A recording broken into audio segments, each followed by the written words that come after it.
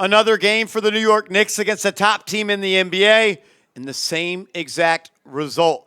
They lose by double digits to the Boston Celtics, 118-105, which means now the New York Knicks are 0-7 against the Celtics, the Cavs, and the Oklahoma City Thunder.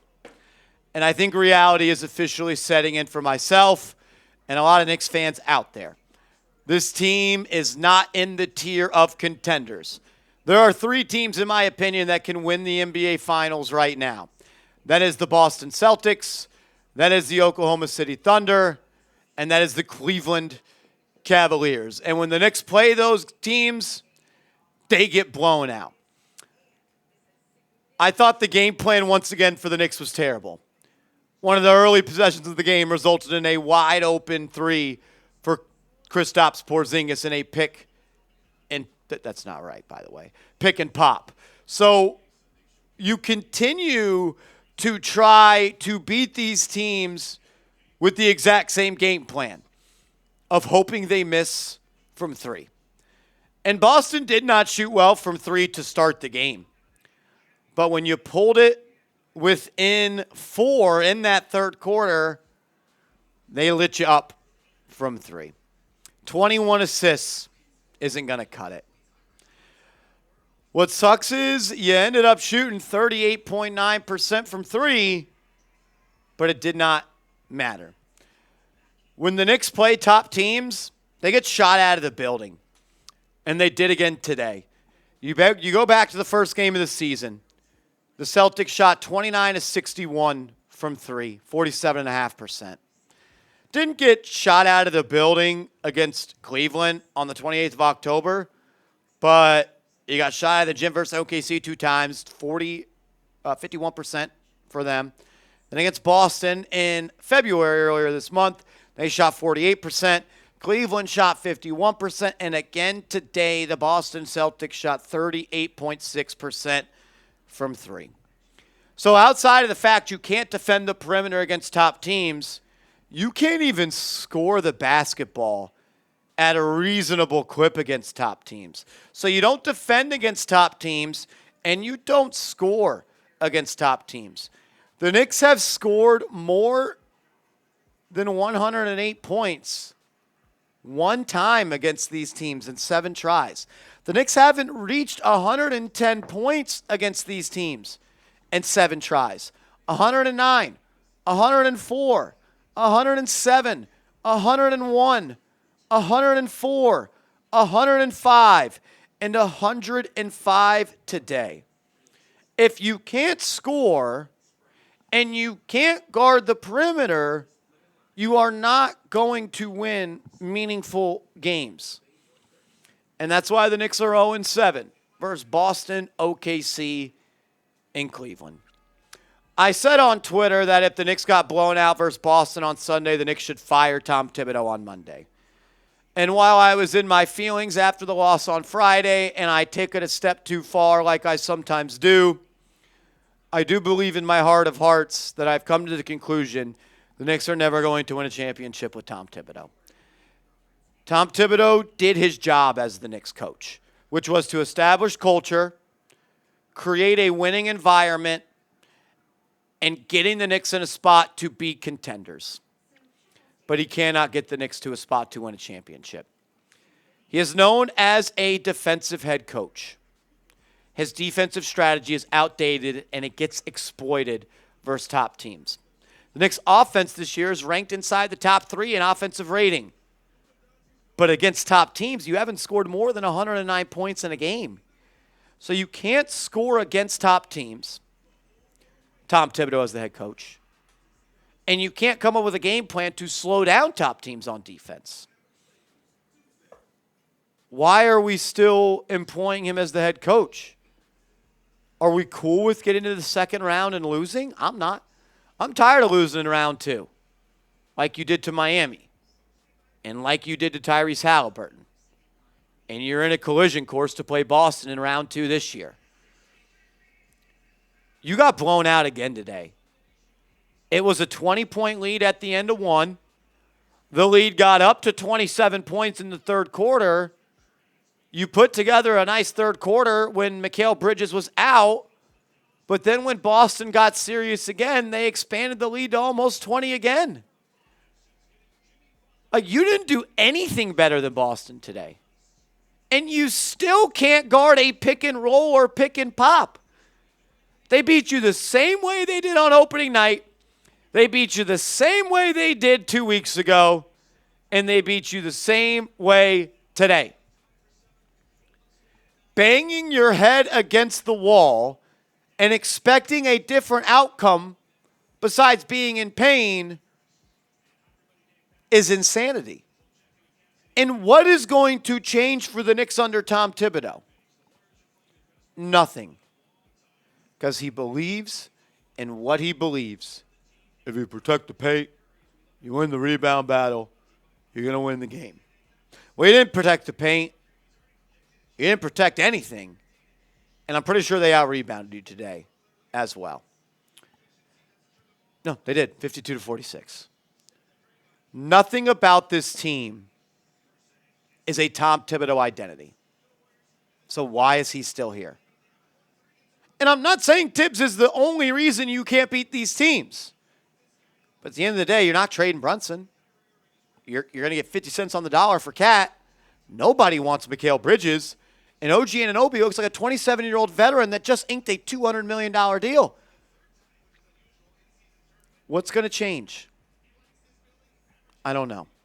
I appreciate the heart and the effort that the Knicks had in the third quarter. But I'm embarrassed to even say that. Like, this is a team I thought could win the East. This is a team I thought could win the NBA Finals. And I have had to lower my expectations to I hope they compete versus the top teams in the NBA. I'm embarrassed. Josh Hart, we love you. We love Josh Hart. If everyone played as hard as Josh Hart, you could win. But Cat doesn't play that hard. OG hasn't played that hard in a long time. Jalen Brunson is a limited defender. Karl-Anthony Towns' stats look great on offense. On offense. He didn't score in the first half, I don't think. I don't think he scored in the first half. He had like 16, 17 points in the third quarter. OG Anunoby, you took 7 shots today. 6 of them were threes. You say you want a larger role on offense. Are you doing anything that deserves that? Mikal Bridges made 2 garbage time three-pointers to make his stats look cool. He was really 0 of 4 from 3, and he was 4 of 11 from the field. And the Knicks' best run of the game was when Mikal Bridges was out of the game, and Deuce McBride was in the game. Deuce McBride and Josh Hart were the 2 difference makers for the Knicks today. And Deuce couldn't make a shot. And you know what that tells me? There's so much more to basketball than being able to make shots. The ball pressure went up immensely when Deuce was in the game. The intensity went up immensely when Deuce McBride was in the game. The will and the want to win went up immensely when Miles McBride was in the game.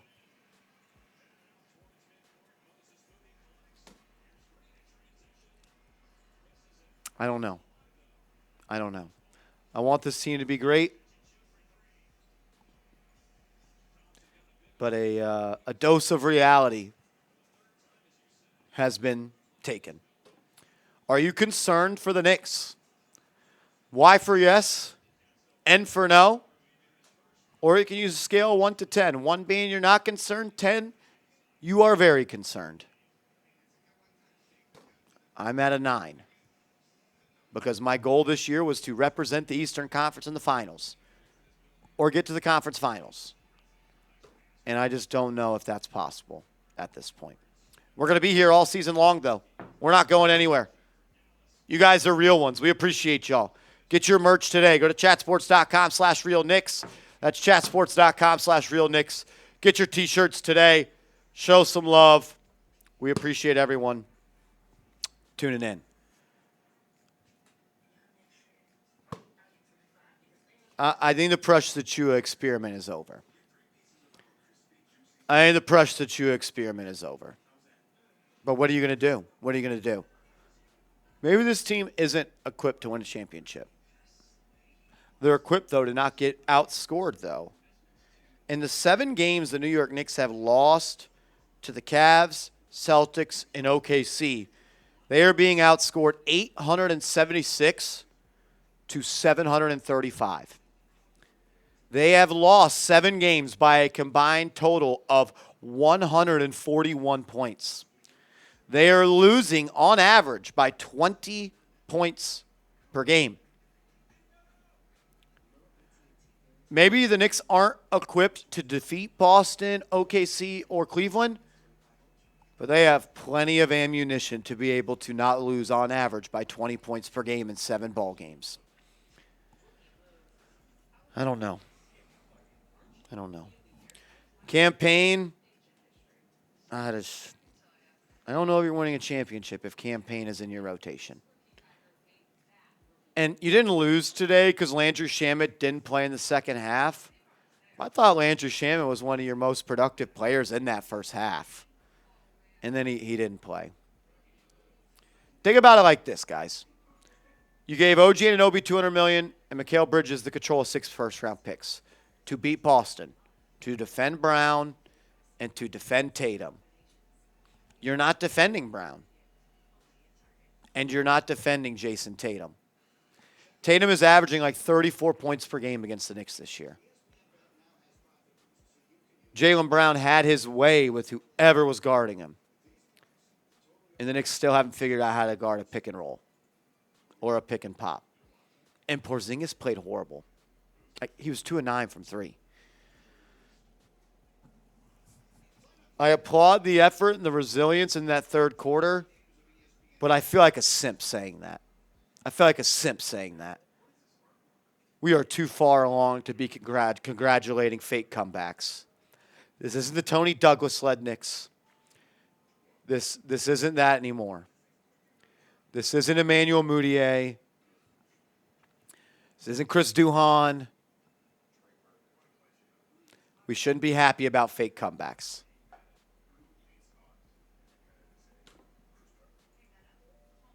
I don't know. No answer for Derek White. You know why? Because you go under screens. If you're going to let Derek White shoot wide open threes, you know what's going to happen? He's going to make 83% of them.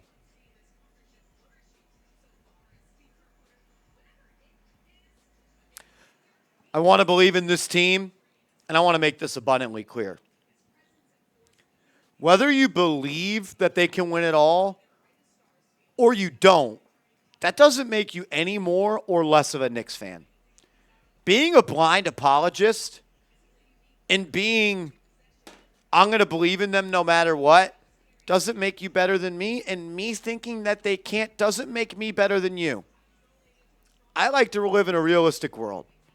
And 7 times the Knicks have got up to play the best teams in the NBA. And they have been dominated 7 times. I think this is the last season Tom Thibodeau will be the head coach of the Knicks because I don't think there's really any other moves that are really going to change this any longer. Make sure you are following me on social media. We can talk about it more over there. I'm on Twitter. I'm on Instagram, @MarshallGreen_. Hit me up.